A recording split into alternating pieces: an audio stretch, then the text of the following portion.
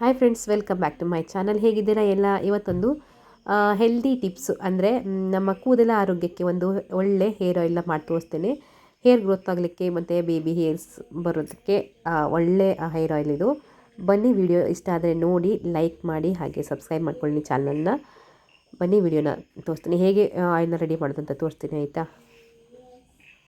Hi friends, welcome back to my channel. ಹೇಗಿದ್ದೀರಾ ಎಲ್ಲ? ಚೆನ್ನಾಗಿದ್ದೀರಾ ಅಂತ ಅಂದ್ಕೊತೇನೆ, ಆಯಿತಾ? ಇವತ್ತೇ ನಾನು ಒಂದು ಸಿಂಪಲ್ ಆಗಿರೋ ಹೇರ್ ಆಯಿಲನ್ನು ಮಾಡಿ ತೋರಿಸ್ತೇನೆ. ಸಿಂಪಲ್ ಅಂದರೆ ತುಂಬ ಕೂದಲಿಗೆ ತುಂಬ ಒಳ್ಳೆಯದು, ಆದರೆ ಮಾಡೋದಕ್ಕೆ ತುಂಬ ಸಿಂಪಲ್ ಆಗಿರೋ ಹೇರ್ ಆಯಿಲ್ ಇದು. ಮಾಡೋದಕ್ಕೆ ಸಿಂಪಲ್ಲು, ಹೇರ್ ಆಯಿಲ್ ಮಾತ್ರ ತುಂಬ ಸಖತ್ತಾಗಿ ವರ್ಕ್ ಆಗುತ್ತೆ ಕೂದಲಿಗೆ. ನಾನು ಮಕ್ಕಳಿಗೆ ನನಗೆ ಯೂಸ್ ಮಾಡೋದು ಇದೇ ಹೇರ್ ಆಯಿಲ್ನ. ಅದಕ್ಕೆ ಏನೇನು ಬೇಕಪ್ಪ ಅಂದರೆ ನೋಡಿ, ಅಲೋವೆರಾ ತೊಗೊಂಡಿದ್ದೀನಿ, ದಾಸವಾಳದ ಹೂ ತೊಗೊಂಡಿದ್ದೀನಿ, ಮತ್ತು ಭೃಂಗರಾಜ್ ತೊಗೊಂಡಿದ್ದೀನಿ, ಇದು ಒಂದೆಲ್ಗ ಬ್ರಾಹ್ಮಿ ಎಲೆ ಅಂತಾರಲ್ಲ ಅದು ತೊಗೊಂಡಿದ್ದೀನಿ. ಇದು ನೋಡಿ, ಇದು ಭೃಂಗರಾಜ್ ಆಯಿತಾ.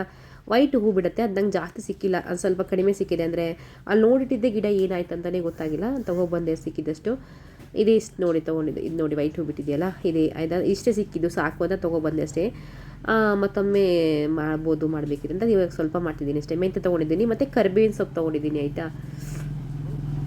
ನೋಡಿ, ಮನೆಯದೇ ಕೊಬ್ಬರಿ ಎಣ್ಣೆ, ಆಯಿತಾ. ಎಷ್ಟು ಚೆನ್ನಾಗಿದೆ ಅಲ್ವಾ? ಮನೇಲೇ ನಾವು ಕೊಬ್ಬರಿ ಬೇಸಿಗೆಯಲ್ಲಿ ಒಣಗಿಸಿ ಕೊಬ್ಬರಿ ಎಣ್ಣೆ ಇಟ್ಕೊಂಡಿದ್ದೆ, ಅದೇ ಇದನ್ನು ತೊಗೊಂಡಿದ್ದೀನಿ, ಆಯಿತಾ. ಇದೇನಪ್ಪ ಅಂದರೆ ನನ್ನ ವಯಸ್ಸು ಸ್ವಲ್ಪ ಹೋಗ್ಬಿಟ್ಟಿದೆ, ನೆಗಡಿ ಆಗಿದೆ, ಅದಕ್ಕೆ ಸ್ವಲ್ಪ ಬೇರೆ ಥರ ಬರ್ತಿದೆ. ಇವಾಗ ನಾವು ಪೇಸ್ಟ್ ಮಾಡ್ಕೊಳ್ಬೇಕಿದ್ರೆ ನಾನು ಈ ಒಂದೆಲ್ಗ ಮತ್ತು ಅಲೋವೆರಾ ಮತ್ತು ಇದನ್ನು ಕರಿಬೇವಿನ ಸೊಪ್ಪು ಮತ್ತು ಈ ಭೃಂಗರಾಜು ಹಾಕಿ ಪೇಸ್ಟ್ ಮಾಡ್ಕೊತೀನಿ. ಯಾಕಂದರೆ ಈ ದಾಸವಾಳದ ಹೂವು ಮತ್ತು ಇದಿದೆಯಲ್ಲ, ಅದನ್ನು ಆಮೇಲೆ ಹಾಕ್ಕೊಳ್ಳುವಂತೆ ಎಣ್ಣೆ ಕುದಿಸ್ಬೇಕಾದ್ರೆ ಹಾಕ್ಕೋಬೋದು, ಆಯಿತಾ. ಇವಾಗ ನಾವು ಇಷ್ಟನ್ನು ಹಾಕಿ ಕರಿಬೇವಿನ ಸೊಪ್ಪು ಮತ್ತು ಇದನ್ನು ಹಾಕಿ ಪೇಸ್ಟ್ ಮಾಡ್ಕೋಬೇಕು ಚೆನ್ನಾಗಿ. ಅದು ಪೇಸ್ಟ್ ಮಾಡಿಕೊಂಡ್ರೆ ಚೆನ್ನಾಗಿ ಇದು ಇದು ಎಣ್ಣೆಗೆ ಸ್ವಲ್ಪ ಚೆನ್ನಾಗಿ ಬಿಡುತ್ತೆ ಅಂತ ನನ್ನ ಅನಿಸಿಕೆ. ಅದೇ ಹಂಗೆ ಹಾಕ್ತಾರೆ ಕೂಡ, ನಾನು ಆದರೆ ಪೇಸ್ಟ್ ಮಾಡಿ ಹಾಕ್ಕೊಳ್ಳೋದು ಜಾಸ್ತಿ, ಆಯಿತಾ. ಇವಾಗ ನೋಡಿ, ಇದನ್ನು ಪೇಸ್ಟ್ ಮಾಡ್ಕೊಂಡಿದ್ದೀನಿ. ಇವಾಗ ಈ ಎಣ್ಣೆಲಿ ಹಾಕಿ ಸ್ವಲ್ಪ ಮಿಕ್ಸ್ ಮಾಡುವ, ಆಯಿತಾ. ಎಣ್ಣೆಲಿ ಹಾಕಿ ಮಿಕ್ಸ್ ಮಾಡಿಕೊಂಡ್ರೆ ಚೆನ್ನಾಗಾಗತ್ತೆ, ಆಮೇಲೆ ಕುದಿಸ್ಬೇಕಾದ್ರೆ ಚೆನ್ನಾಗಿ ಈಸಿ ಆಗುತ್ತೆ ಅಂತ ನೋಡಿ. ಈ ಥರ ಪೇಸ್ಟ್ ಮಾಡ್ಕೊಂಡು ಹಾಕ್ಕೊಂಡಿದ್ದೀನಿ, ಆಯಿತಾ. ಇವಾಗ ಇದನ್ನು ಚೆನ್ನಾಗಿ ಮಿಕ್ಸ್ ಮಾಡಿ ಕುದಿ ಬರೋಂಗೆ ಮಾಡಿದ್ರೆ ಆಯಿತು. ಮತ್ತು ಏನು ಗೊತ್ತಾ, ಇದಕ್ಕೆ ಸಿಂಪಲ್ಲಾಗಿ ಹೇಳ್ಬೇಕಂದ್ರೆ ಮೆಂತ್ಯನ ಸ್ವಲ್ಪ ಲಾಸ್ಟಿಗೆ ಸ್ವಲ್ಪ, ಅಂದರೆ ಎಣ್ಣೆ ಕುದಿ ಬರಬೇಕಿದ್ರೆ, ಅಂದರೆ ನಿಮಗೆ ಯಾವ ಸ್ಟೇಜಲ್ಲಿ ಹಾಕಬೇಕು ಅನಿಸುತ್ತೋ, ಅಂದರೆ ಅದು ಕತ್ತೋಗುತ್ತೆ, ಒಂಥರ ಕತ್ತೋಗಿದ್ದು ವಾಸನೆ ಬರಬಾರ್ದು ಮೆಂತ್ಯ ಅಂತೇಳಿ ನಾನು ಸ್ವಲ್ಪ ಲಾಸ್ಟಿಗೆ ಹಾಕ್ತೇನೆ, ಆಯಿತಾ. ಫಸ್ಟಿಗೆ ಹಾಕ್ಕೊಂಡ್ಬಿಟ್ರೆ ಲಾಸ್ಟ್ ಆಗೋದು ಅದರ ತಳಗಿರುತ್ತೆ ಅಲ್ವಾ, ಅದು ಕತ್ತೋಗ್ಬಿಡುತ್ತೆ. ಅದಕ್ಕೆ ನಾವು ಅದನ್ನು ಲಾಸ್ಟಿಗೆ ಹಾಕ್ಕೋಬೇಕು ಮೆಂತ್ಯನ. ಇವಾಗ ನೋಡಿ, ಈ ಥರ ಮಿಕ್ಸ್ ಮಾಡಿ ಇವಾಗ ಲೋ ಫ್ಲೇಮಲ್ಲಿ ನಾವು ಎಣ್ಣೆನ ಕುದಿ ಬರೋಂಗೆ ಮಾಡಬೇಕು. ನಿಧಾನಕ್ಕೆ ಕುದಿ ಬಂದು ಎಣ್ಣೆ ಕಲರ್ ಚೇಂಜ್ ಆಗುತ್ತೆ. ತೋರಿಸ್ತೀನಿ ನಿಮಗೆ ಯಾವ ಥರ ಬರುತ್ತೆ ಅಂತ, ಆವಾಗ ಆಫ್ ಮಾಡಿಕೊಂಡ್ರೆ ಆಯಿತು, ಆಯಿತಾ. ಇವಾಗ ಕುದಿ ಬರ್ತಿದೆ, ಜಸ್ಟ್ ಕುದಿ ಬರ್ತಾ ಇದೆ ನೋಡಿ. ಏನು ಗೊತ್ತಾ, ನಾನು ಈ ಡ್ಯಾಂಡ್ರಫಿಗೆ ಮತ್ತು ಈ ಏರ್ ಆಯಿಲು ಎಲ್ಲ ನಾನು ಮನೆಯಲ್ಲೇ ಪೇಸ್ಟು ಮತ್ತು ಇದನ್ನೆಲ್ಲ ಮಾಡ್ಕೊತೇನೆ. ನಾನು ಅಂಗಡಿಯಿಂದ ಅಂತೂ ಯಾವುದನ್ನು ತೊಗೊಬರೋದಿಲ್ಲ, ಯಾಕೆಂದರೆ ನನಗೆ ಅದು ಯಾಕೋ ತುಂಬ ಭಯ ಆಗುತ್ತೆ. ಮಕ್ಕಳಿಗೆಲ್ಲ ಹಾಕೋಕ್ಕೆ ತುಂಬ ಭಯ ಆಗುತ್ತೆ, ಅಂದರೆ ಏನು ಕೆಮಿಕಲ್ಸ್ ಹಾಕಿರ್ತಾರೋ ಗೊತ್ತಿರಲ್ಲ ನಮಗೆ.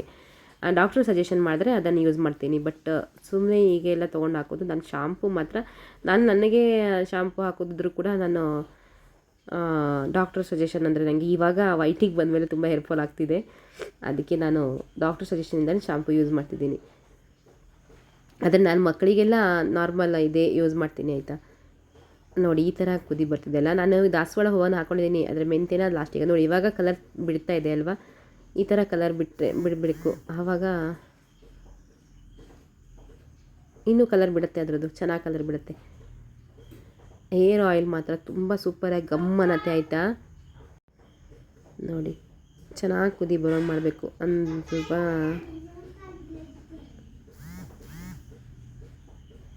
ಮತ್ತು ಎಂತ ಗೊತ್ತಾ, ಮಕ್ಕಳಿಗೆಲ್ಲ ನಾವು ಇವಾಗ, ಅಂದರೆ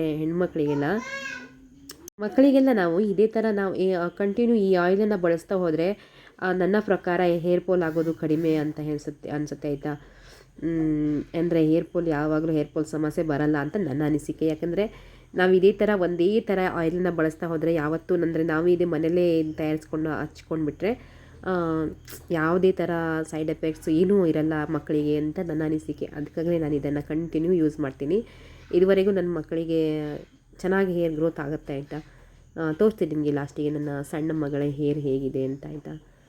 ನನ್ನ ಮಗಳ ದೊಡ್ಡ ಮಗಳ ಹೇರ್ ಹೇಗಿದೆ ಅಂತ ತೋರಿಸ್ತೇನೆ, ನೋಡುವಂತೆ ಇರಿ. ಅವಳಿಗೆ ಮಸಾಜ್ ಮಾಡಿ ತಲೆಗೆ ತೋರಿಸ್ತೀನಿ ನೋಡಿ. ಇವಾಗ ಕಲರ್ ಚೇಂಜ್ ಆಗಿದೆ. ಈ ಥರ ಕಲರ್ ಬಂದಮೇಲೆ ಆಫ್ ಮಾಡ್ಕೋಬೇಕು ಗ್ಯಾಸ್ನ ಆಯಿತಾ. ಎಷ್ಟು ಚೆನ್ನಾಗಿ ಕಲರ್ ಬಂದಿದೆ ಅಲ್ವಾ, ಗಮ್ಮನತ್ತೆ ಕೂಡ. ನಾವು ಇವಾಗ ಕಲರ್ ತೋರಿಸ್ಬೋದು, ನಿಮಗೆ ಸ್ಮೆಲ್ಲನ್ನು ತೋರಿಸೋಕ್ಕಾಗೋದಿಲ್ಲ, ಬಟ್ ಅಲ್ವಾ ತುಂಬ ಚೆನ್ನಾಗಿ ಬಂದಿದೆ ಎಣ್ಣೆ ಮಾತ್ರ. ತೋರಿಸ್ತೇನೆ ಇರಿ ಆಯಿತಾ. ಇದನ್ನು ಸೋಸ್ಕೊಳ್ಳುವ, ಆಮೇಲೆ ಕಾಣಿಸ್ತೇನೆ ಆಯಿತಾ. ನೋಡಿ ಈ ಥರ ಬಂದಿದೆ. ಆಯಿಲ್ ಕಲರ್ ಸ್ವಲ್ಪ ಬ್ಲ್ಯಾಕ್ ಕಾಣ್ತಿದೆ, ಬಟ್ ಅದು ಗ್ರೀನ್ ಕಲರ್ ಇದೆ ಆಯಿತಾ. ಈ ಲೈಟಿಗೆ ಅದು ಆ ಥರ ಕಾಣ್ತಿದೆ, ಬಟ್ ಅದು ಗ್ರೀನ್ ಇದೆ. ನೋಡಿ ಎಷ್ಟು ಚೆನ್ನಾಗಿ ಬಂದಿದೆ ಅಲ್ವಾ, ತುಂಬ ಚೆನ್ನಾಗಿ ಬಂದಿದೆ. ಇದನ್ನು ಇವಾಗ ಎಣ್ಣೆನ ತಲೆಗೆ ವಾರಕ್ಕೊಮ್ಮೆ ಹಾಕಿ ಮಸಾಜ್ ಮಾಡಿಕೊಂಡ್ರೆ ತುಂಬ ಚೆನ್ನಾಗಿ ಹೇರ್ ಗ್ರೋತ್ ಆಗುತ್ತೆ ಆಯಿತಾ. ಬೇಬಿ ಹೇರ್ಸ್ ಗ್ರೋತ್ ಆಗೋಕ್ಕೆ ತುಂಬ ಈಸಿ ಆಗುತ್ತೆ. ನೋಡಿ ಎಷ್ಟು ಚೆನ್ನಾಗಿದೆ. ನಾನು ಮನೆಯಲ್ಲಿ ಯೂಸ್ ಮಾಡೋ ಆಯಿಲ್ ಇದೆ ಆಯಿತಾ. ಇದು ಬಿಟ್ಟು ಬೇರೆ ಆಯಿಲ್ನ ಯೂಸ್ ಮಾಡೋದಿಲ್ಲ, ನಾರ್ಮಲ್ ಆಯಿಲ್ನ ಯೂಸ್ ಮಾಡೋದು ಕಡಿಮೆ. ಅಂದರೆ ಅನಿವಾರ್ಯ ಪರಿಸ್ಥಿತಿಗೆ ಅಂದರೆ ರೆಡಿ ಮಾಡಿದ್ದು ಇಲ್ಲ ಅಂತ ಆದರೆ ಮಾತ್ರ ನಾರ್ಮಲ್ ಆಯಿಲ್ನ ಯೂಸ್ ಮಾಡ್ತೀನಿ. ಇಲ್ಲಾಂದರೆ ಇದೇ ಆಯಿಲ್ ನಂದು ಯಾವಾಗಲೂ. ಕೂದಲು ಕೂಡ ಚೆನ್ನಾಗಿದ್ದಾಗತ್ತೆ, ಶೈನ್ ಬರುತ್ತೆ ಅಂತ ಇದನ್ನೇ ಯೂಸ್ ಮಾಡ್ತೀನಿ. ಗಮ್ಮನ್ನತ್ತೆ. ನಾರ್ಮಲ್ ಆಯಿಲ್ ಯೂಸ್ ಮಾಡೋದಂತೆ ಈ ಥರ ಆಯಿಲ್ ಯೂಸ್ ಮಾಡಿದ್ರೆ ತುಂಬ ಒಳ್ಳೆಯದು ಅಂತ ನನ್ನ ಅನಿಸಿಕೆ ಆಯಿತಾ. ಎಷ್ಟು ಚೆನ್ನಾಗಿ ಬಂದಿದೆ ಅಲ್ವಾ ನೋಡಿ. ಈ ವಿಸಿಲ್ ಇದರೊಳಗೆ ನಮ್ಗೆ ಇದೆಲ್ಲ ಮಾಡೋಕ್ಕೆ ಟೈಮ್ ಇರೋಲ್ಲ ಅಂತ ನನಗೆ ಗೊತ್ತು, ಬಟ್ ಅದರೊಳಗೆ ನಮ್ಮ ಹೆಲ್ತ್ ಕೇರನ್ನು ಮಾಡೋದು ತುಂಬ ಇಂಪಾರ್ಟೆಂಟ್ ಆಗಿರುತ್ತಲ್ವ.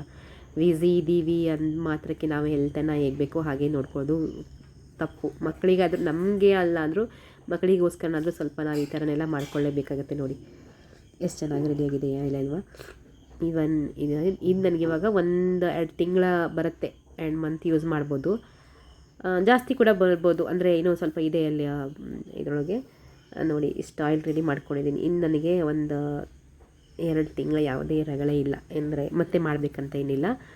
ಅಂದರೆ ಅದಕ್ಕೆ ವೈಟ್ ದಾಸವಾಳ ಹೂವು ಹಾಕ್ತಾರೆ, ಅದು ತುಂಬ ಚೆನ್ನಾಗಾಗತ್ತೆ. ಇದಕ್ಕಿಂತ ವೈಟ್ ದಾಸವಾಳದ ಹೂವು ಇನ್ನೂ, ಅಂದರೆ ಕೆಂಪು ದಾಸವಾಳಕ್ಕಿಂತ ವೈಟ್ ಹೂವು ತುಂಬ ಇದಕ್ಕೆ ಆಯಿಲಿಗೆ ಒಳ್ಳೆಯದಂತ ಹೇಳ್ತಾರೆ. ಅದು ಯಾವುದು ಎಲ್ಲ ಇದಕ್ಕೂ ವೈಟ್ ದಾಸವಾಳ ಒಳ್ಳೆಯದು ಅಂತ ಹೇಳ್ತಾರೆ. ಬಟ್ ನನಗೆ ಅದು ಈ ಮಳೆಗಾಲದಲ್ಲಿ ವೈಟ್ ದಾಸವಾಳ ಸಿಗೋದಿಲ್ಲ. ಅಂದರೆ ದಾಸವಾಳದ ಹೂವೇ ಸಿಗೋದು ಕಡಿಮೆ ನಮ್ಮ ಕಡೆ ಅಂತೂ, ಮಳೆ ಜಾಸ್ತಿ ಅಲ್ವಾ. ಅದಕ್ಕಾಗಲಿ ನನಗೆ ಸಿಕ್ಕಿದ್ದು ದಾಸವಾಳದ ಹೂವಿಂದ ಮಾಡಿದ್ದೀನಿ. ಕೆಂಪು ದಾಸವಾಳ ಸಿಕ್ತು, ಅದರಿಂದ ಮಾಡಿದ್ದೀನಿ. ನೋಡಿ ಫೈನಲ್ ಆಗಿ ರೆಡಿಯಾಗಿದ್ದೆ ಆಯಿತಾ. ಆವಾಗಲೇ ತೋರಿಸಿದೆ, ಮತ್ತು ತೋರಿಸ್ತಿದ್ದೀನಿ. ಆವಾಗ ಒಂದು ಸ್ವಲ್ಪ ಬ್ಲ್ಯಾಕ್ ಕಾಣ್ತಿತ್ತಲ್ಲ, ಇವಾಗ ಬೆಳಕಿಗೆ ತಂದು ತೋರಿಸಿದ್ದೀನಿ, ಗ್ರೀನ್ ಆಗಿದೆ ನೋಡಿ. ಚೆನ್ನಾಗಾಗಿದೆ ಆಯಿಲು. ಬಟ್ ಏನಾಯಿತು ಗೊತ್ತಾ, ಹೇರ್ ಆಯಿಲು ಮಗಳಿಗೆ ತಲೆಗೆ ಹಾಕೇ ಮಸಾಜ್ ಮಾಡಿನೇ ವಿಡಿಯೋ ಮಾಡಿದ್ದೆ. ಬಟ್ ಅದು ಈ ವಿಡಿಯೋನೇ ಆನ್ ಮಾಡಿದೆ. ಯಾವಾಗಲೂ ಇದೇ ಥರ ಆಗುತ್ತೆ ನನಗೆ ಆಯಿತಾ. ಆನ್ ಮಾಡ್ದೇ ವಿಡಿಯೋ ಮಾಡಿದ್ದೀನಿ. ಬಟ್ ಇರಲಿ ಇವಾಗ ಸಾಕು ಅಂತ ಹೀಗೆ ತೋರಿಸಿದ್ದೀನಿ ಆಯಿತಾ. ನೋಡಿ ಎಷ್ಟು ಚೆನ್ನಾಗಿ ರೆಡಿಯಾಗಿದೆ ಎಣ್ಣೆ. ಇದನ್ನು ಇವಾಗ ತಲೆಗೆ ಮಸಾಜ್ ಮಾಡ್ಕೊಬೋದು ಚೆನ್ನಾಗಿ ಹಾಕಿ ಆಯಿತಾ. ಬಾಯ್ ಬಾಯ್. ವಿಡಿಯೋ ಇಷ್ಟ ಲೈಕ್ ಮಾಡಿ, ಶೇರ್ ಮಾಡಿ, ಸಬ್ಸ್ಕ್ರೈಬ್ ಮಾಡ್ಕೊಳ್ಳಿ ಚಾನಲ್ನ ಆಯಿತಾ. ಬಾಯ್ ಬಾಯ್.